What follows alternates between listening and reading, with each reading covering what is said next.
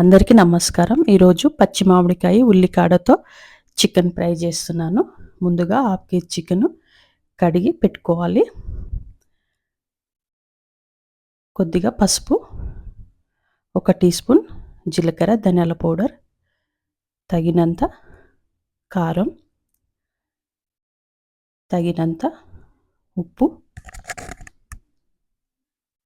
కొద్దిగా అల్లం ఎల్లిగడ్డ పేస్ట్, 1 టేబుల్ స్పూన్ ఆయిల్ వేసుకోవాలి.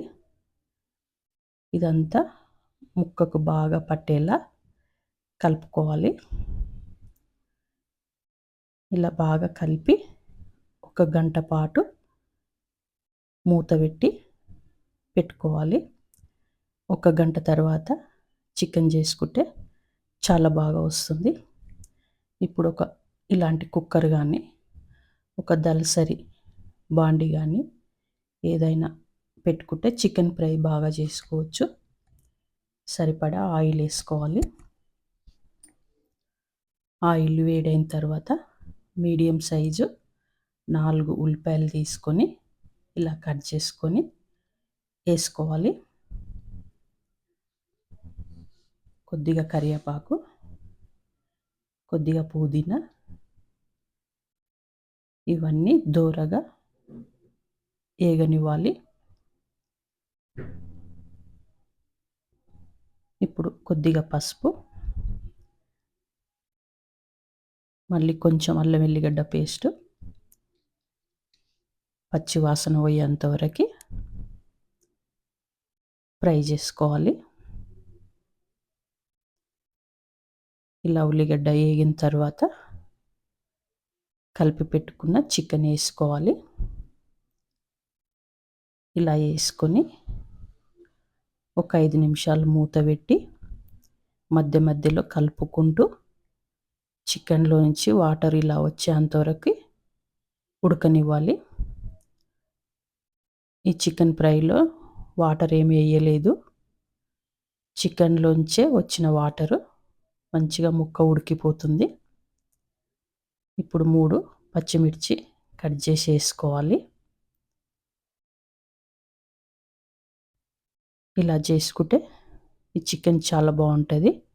మళ్ళీ మూత పెట్టి మళ్ళీ ఒక 10 నిమిషాలు ఉడికేంతవరకు మధ్య మధ్యలో కలుపుతూ వేగనివ్వాలి.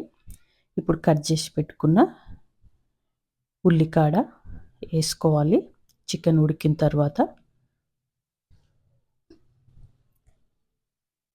ఇప్పుడు కొద్దిగా మామిడికాయ తురుము ఇలా సన్నగా తురుముకొని వేసుకోవాలి.